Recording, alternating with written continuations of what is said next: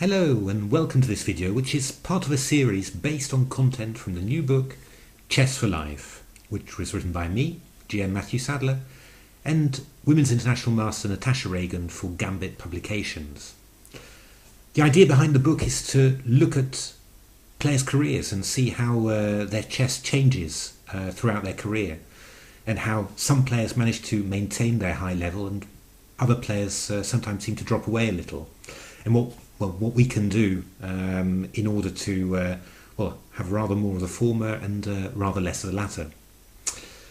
One of the players that we interviewed for the book was Dr. John Nunn, or the Doc as we call him, one of England's strongest ever players, GM at the age of 23, in the world's top 10 at his peak, and also 3 times world problem-solving champion. John recently wrote a book about the great world champion Emmanuel Lasker, who was world champion between 1894 and 1921. And one of the things I enjoyed most about the book was his description of how Lasker managed to grind out very small advantages against very high-class players. In that respect, the current world champion Magnus Carlsen resembles him an awful lot. Now these are often moments in a game that are glossed over a little bit because, it looks as if not that much is happening. You wait for 40 moves and then all of a sudden Lasker wins.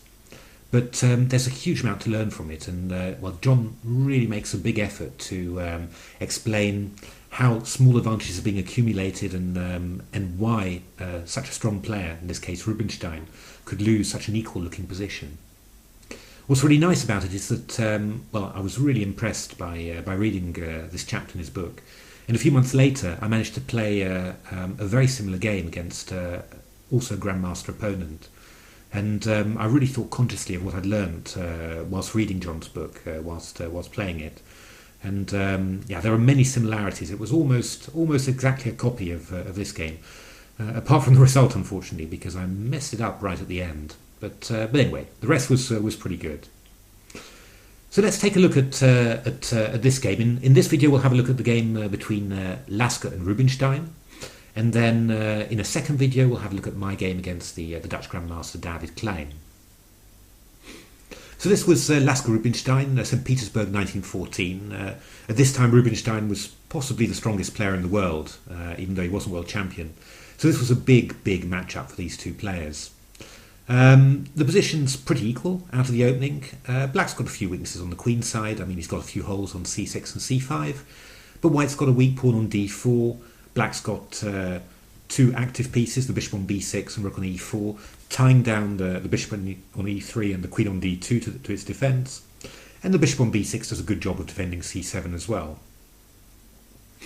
I mean, how could White possibly ever win a position like this against a player of Rubinstein's class?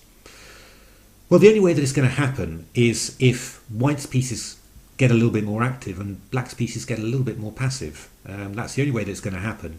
If that happens, if White's pieces get a little bit more free, then that's the starting point for trying to then get into the Black position and tease out a few more weaknesses, which you can then exploit a little further. How can you make Black's pieces a little bit more passive? The kind of obvious thing is that rook on e4. That's the closest to White's position, so it should be the easiest to drive back. And how would you want to drive it back? Well, I mean, f3 would be a great move, wouldn't it? The rook on e4 could then no longer attack the pawn on d4, which would probably free up the White queen to be able to do maybe some interesting things. The only problem is it's not easy to drive away that rook from e4. For example, if I try and protect the bishop on e3 with rook c3, then I get hit by bishop a5. If I play rook e1, then I get hit by bishop d4. So how are we going to do this? Well, Lasker understands what the problem is, and what he does, he manoeuvres rather aimlessly, you might say, but always keeping that end idea that he wants to play f3 in his mind. And whilst manoeuvring aimlessly, he plays a couple of useful preparatory moves, and the position turns and turns and turns, and then at the end, as if by magic, Rubinstein's pieces are just slightly misplaced, and Lasker can achieve his first objective. Let's have a look how that happens. So queen d3, queen e8, queen c3, king f7. Just remember this moment. The way that black players often defend this sort of position is you have your basic setup of your pieces: bishop b6, queen e8, rook e4, and then, well, you need a sort of a waiting move, don't you? And here Rubinstein decides on the waiting maneuver: king f7, king g8, king f7, king g8. Why does he do that? Well, I mean, he could have played something like king h8, but of course the king's a little bit far away. If you get an ending, then it's not close to the centre. So he decides to, take a little bit of a risk and keep that king a little bit close to the centre, so that if the queens get exchanged, then he's well placed. It's not bad necessarily, but that king is a little exposed, and well, I'm sure that Lasker noticed this and kept it in the back of his mind for a while. Don't forget this, because, well, as we'll see, we might well see the same sort of thing occurring in my game against David Kleijn. I certainly thought about it during that game. So, play a few more moves. Lasker's going a bit left, a bit right. King f1, a useful preparatory move, which Lasker sort of throws in the middle of these otherwise aimless-looking moves. A little bit of teasing. That king f7 move again from Rubinstein. King g8, queen b3, attacking the pawn on d5, queen f7, and rook d1, defending d4. And all of a sudden, after 10 moves of not very purposeful looking manoeuvring, Lasker's just ready to play f3. And there's nothing that black can do to stop that, because white's attacking the pawn on b5, so a move like queen e6, preventing f3, will just allow queen takes b5. It's... how does this happen? It's simply that it's much easier to play these positions from the slightly more active side than the defending side. As long as you keep that end idea in your head, it's very hard for the defensive player to stop it all. I mean, it's not crucial, it's not terrible. Black's still doing absolutely fine, but white's made a tiny little bit of progress. So the game continued a little bit. Rubinstein didn't panic, he just sort of organised his pieces a little bit, and we get to this.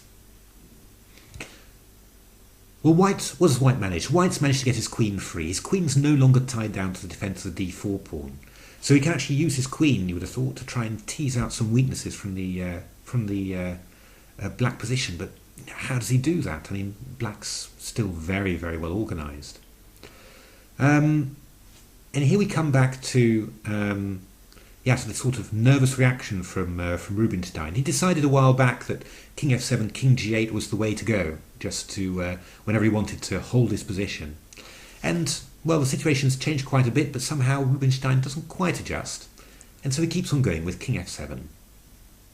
And here, Lasker just plays a series of really high-class moves. So he plays rook c1, attacking that pawn on c6, rook e6, and queen f5 with check, because black played king f7. Wouldn't work if black had put his king on another square. What's the annoying part about it? Well, there's a very annoying part, that after king g8, which is a very natural move, white can actually play bishop g3. And there's 2 points to notice about this. First of all, because white's managed to attack the rook on e6 with gain of tempo, he's managed to play bishop g3. Queen takes g3 loses to queen takes e6, of course, and that bishop is coming to e5, which is a great square. Well, if he achieves that, then he's definitely made an improvement to his position. The second thing is that notice that king on f1. If the king was on g1, black could actually just play bishop takes d4 with check, because Lasker put his king on f1, just in the middle of a whole row of manoeuvring moves. He's able to play bishop g3. He wouldn't be able to do it otherwise. So what did Rubinstein do after queen f5? Well, he didn't panic. He just played rook f6. No problem at all.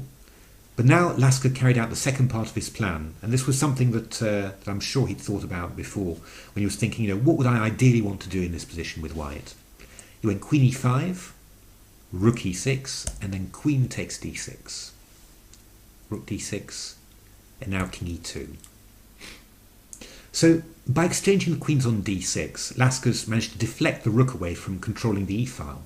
And that means that white's king is headed now to d3 to protect that pawn on d4. What does that mean? Well, think back to what f3 did. f3 chased away a black piece from attacking d4, which freed white's queen to tease out extra weaknesses from black's position. Actually, white's doing the same now. He's going to cover d4 with his king on d3, which frees the bishop on g3 to get active. And where can that bishop on g3 go? Well, it could aim for e5 maybe at some stage. But whatever's happened here, white has now got two pieces, bishop on f2, rook c1, free to start teasing black's position. Now, what has white achieved objectively? Is white much, much better here? No, of course not. But just compare it to the position on move 25. And just when we started in this position, I think that Rubinstein could consider that a draw was sort of 80% likelihood, but he was just as likely to win a game out of 10 as Lasker. Now in this position, when you look at white's king beautifully defending all his weaknesses, that black queenside pawn majority, which is crippled by the two white pawns, whereas white's kingside majority is free to advance. You can see here really that that white is never going to lose this, and the only person who's got a chance of losing is black. So there's only two results that you're playing for now, and that's what Lasker's achieved with this fine manoeuvring. And what you see in the rest of the game here is that Rubinstein is very unsure at a certain moment. Should he stay passive or should he sort of take some action? And what you see is that well, it always happens like this, doesn't it? Really, you don't take action, and then you take action at the wrong moment. Let's just see how it happened here. So king d3, defending the pawn on d4. Rook g6, Rubinstein forces g3, which stops white from getting his bishop to e5 via g3.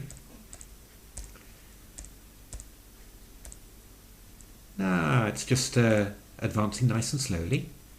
And g4. And now Rubinstein, I think he panics just a little bit. It's a little worrying, simply. I mean, white has got all sorts of possibilities. Create a pass pawn with f5, maybe come on the a file, coming in on the h file and attacking the g pawn with rook h6 is also slightly scary. So Rubinstein decided now that it was time for action, but actually this was a bad decision, and it led to one of Lasker's famous rook endings. f5. Now, I mean, blacks would have a great position here if he could just pass and not do anything, but he can't. He's got to give way, and this means that white's king is going to get more active and black's king is going to get less active. So white threatens b4 check, black tries to hold things a little while, but white's got to reserve tempo. He advances his pawn, and the black king has to give way. But I imagine that Rubinstein has sort of looked at this position, from afar, and thought, well, I'm probably kind of holding this really, because if king c5, I go king e5, and I'll just push my d pawn afterwards, and if otherwise I can just wait with king d6 to king e6. But in rook endings, unexpected things happen, and Lasker found a fantastic switchback. So rook f2. And then rook a2. Beautiful. If black takes on f6, then rook a6 check exchanges off the rooks, and white wins the resulting king and pawn ending. But if black doesn't do it, then everything's falling. Pawn on b4, pawn on d5. Black king, black rook, passive. White is just winning, and Rubinstein resigned. Fantastic game, fantastic grind, and we saw an awful lot of themes. So in the next video we're going to have a look at a modern example, my game against David Kleijn, and for quite a lot of it I was following Lasker's example, just unfortunately I didn't quite manage to follow it to the end. But we'll round off this video now, and then the next video is my game against David Kleijn, inspired by the game Lasker-Rubinstein.